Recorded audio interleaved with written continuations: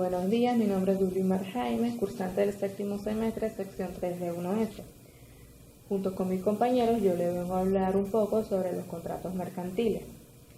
Sirve para asegurar tus actos de comercio, es decir, le da formalidad y certeza a los acuerdos en los que una parte ofrece unos servicios o productos a cambio de una prestación económica sujetándose a las normas del Código de Comercio. Solidaridad pasiva.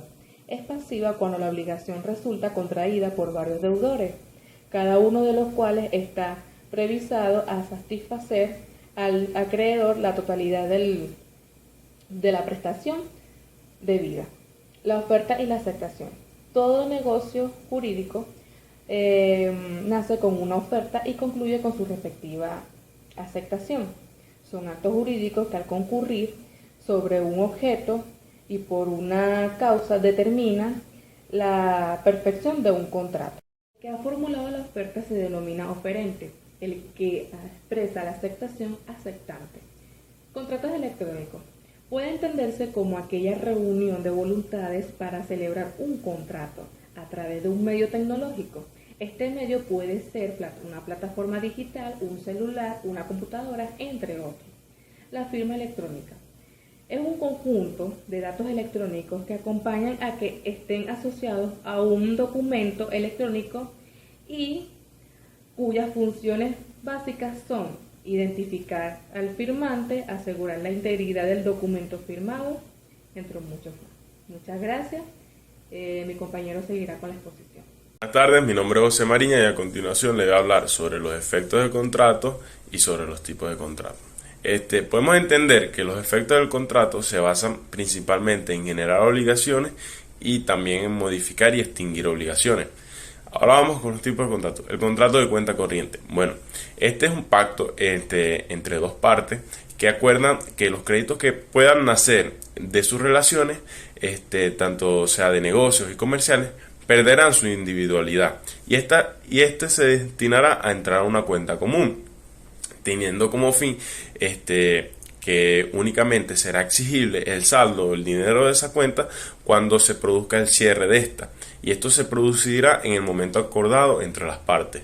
El contrato de préstamo. Bueno, este es aquel contrato por el cual se entrega un objeto o cantidad de dinero al prestatario y se obliga a restituirlo. El contrato del depósito. Tenemos que en el contrato del depósito, este contrato se basa en que el depositario se obliga hacia el depositante a recibir una cosa, ya sea mueble o inmueble, y se lo confía a esta persona, y tiene como fin guardarla para restituirla cuando el depositante se lo pida. El contrato de fianza. Bueno, entendemos el contrato de fianza como una garantía personal en que la cual a través de un fiador se garantiza el cumplimiento de una obligación determinada. El contrato de cuentas en participación. Bueno, esto es un contrato entre dos o más individuos que toman intereses en una o varias operaciones comerciales, donde un solo socio, que es llamado el gestor, tiene que ostentar la calidad de comerciante y va a actuar bajo su crédito personal, pero va a representar los intereses de los socios y así poder realizar las actividades comerciales para lo que estos se unieron. El contrato de comisión. Bueno, este es un contrato por el cual una parte llamada comitente encarga a otra parte llamada comisionista a la conclusión de uno o más negocios de naturaleza mercantil. Ahora vamos con el contrato de agencia. Bueno, el contrato de agencia es un contrato de distribución por el cual una parte denominada agente se obliga a presentar o hacer frente de manera continuada o de manera estable a promover los actos y operaciones de comercio por cuenta ajena. Es decir, va a representar un tercero, va a representar a otras personas y se va a encargar de promoverlo, concluirlo por cuenta y nombre de ajeno.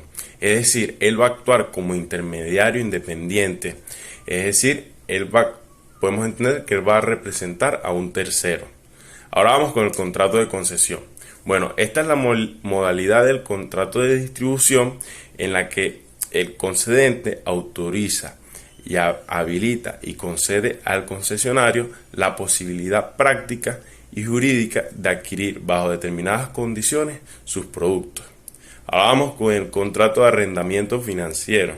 Bueno, este es un contrato por el cual mediante el arrendador traspasa el derecho de usar un bien a un arrendatario y esto se da a cambio del pago de rentas, aparte del pago de renta de arrendamiento durante un plazo determinado. Muchas gracias. Buenas tardes, mi nombre es Rolanda Flores. Mi punto a exponer es el título de valor, es aquel documento jurídico que representa el valor patrimonial. El título de valor es plasmado en un folio que siempre va a tener una representación patrimonial y cuyo objetivo es la circulación. Ahora bien, cuando hago mención al título de valor, hago referencia al documento mercantil, en donde se incorpora el derecho privado patrimonial.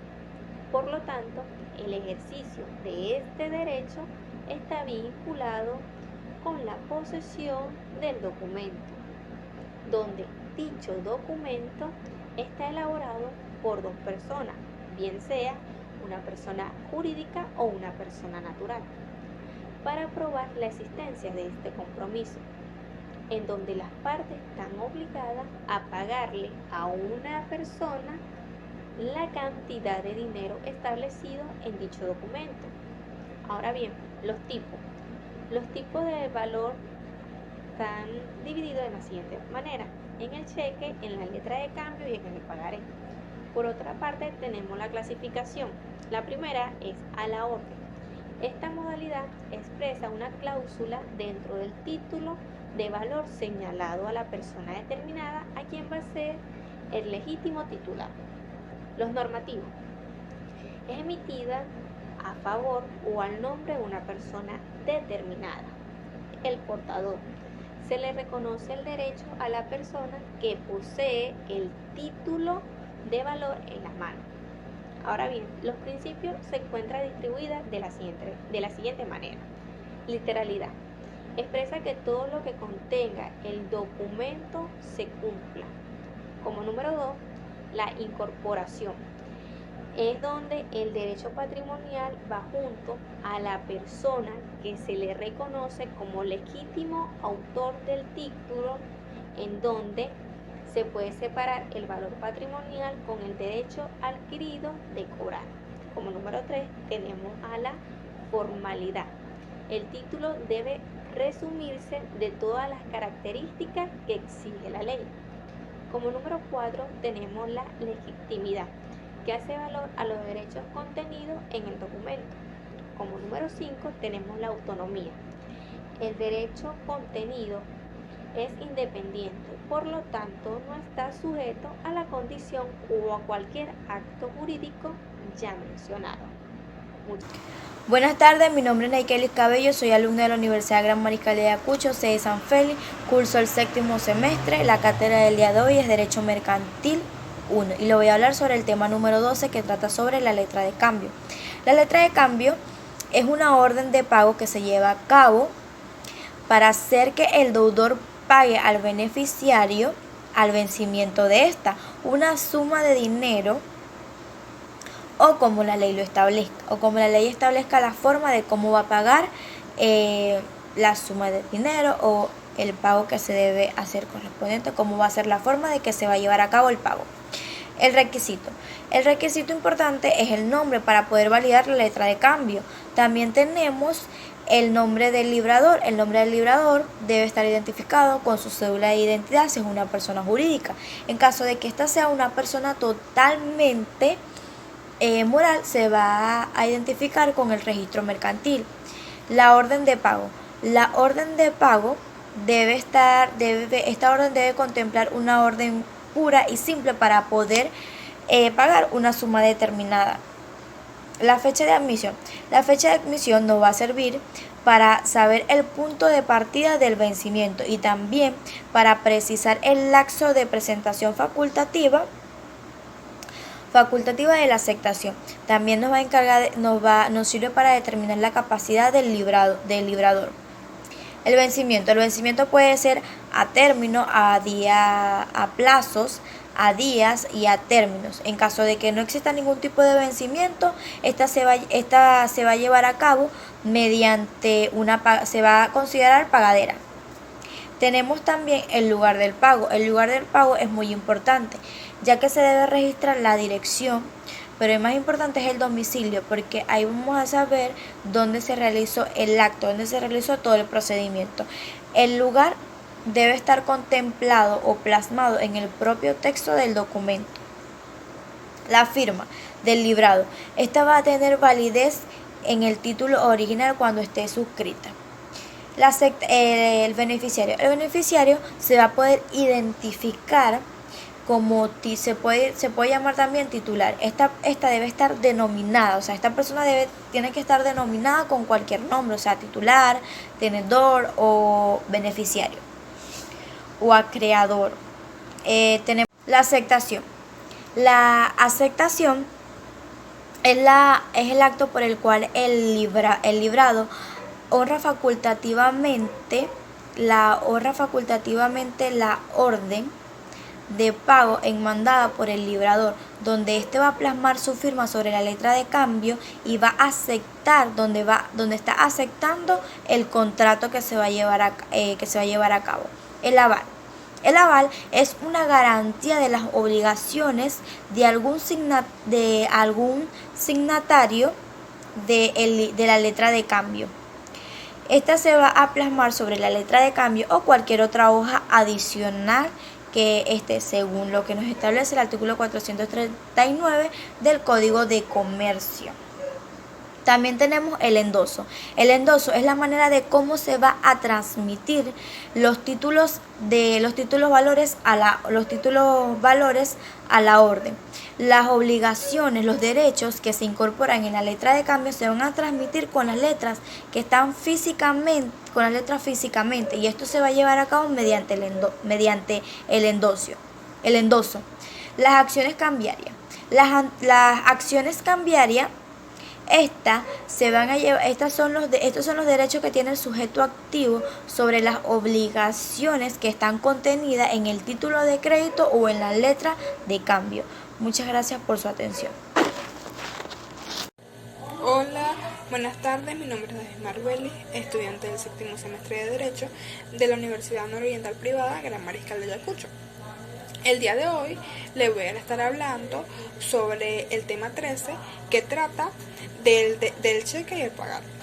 El cheque es un documento mercantil en donde el banco está obligado a pagar una cantidad de dinero o cuando uno de sus clientes se lo autoriza a cargo de su cuenta bancaria.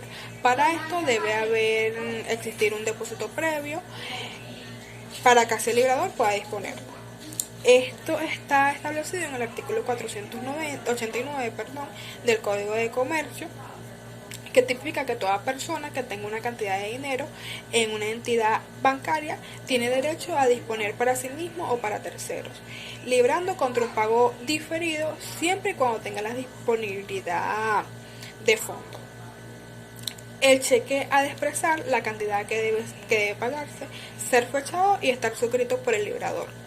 Puede ser al portador, puede ser pagadero a la vista o en un término no mayor de 6 días, contando desde el día de la presentación. En el artículo 490 de este código, del Código de Comercio, están establecidos los requisitos. Este tipifica que el cheque deberá contener la denominación del cheque inserta en el propio título, el nombre del que ha de pagar o librador, que necesariamente debe ser el banco o una entidad financiera. La cantidad a pagarse, que debe aparecer expresada en bolívares o en moneda extranjera convertible admitida a la cotización oficial. El pagare Este también es un documento mercantil que también es considerado como un título de crédito, en donde una persona se compromete con otra a pagar una cantidad determinada en la fecha prevista, por la cual se ha suscrito dicho documento, garantizado por los endosantes. Esto lo regula el artículo 486 y 488 del Código de Comercio. Los requisitos del pagare es la denominación de pagare, el vencimiento o la fecha en la que deberá abonarse, el importe de la cantidad a abonar, el lugar en el que debe efectuarse el pago o cuya orden se debe efectuar, la fecha y el lugar del libramiento y la firma del deudor. Muchas gracias.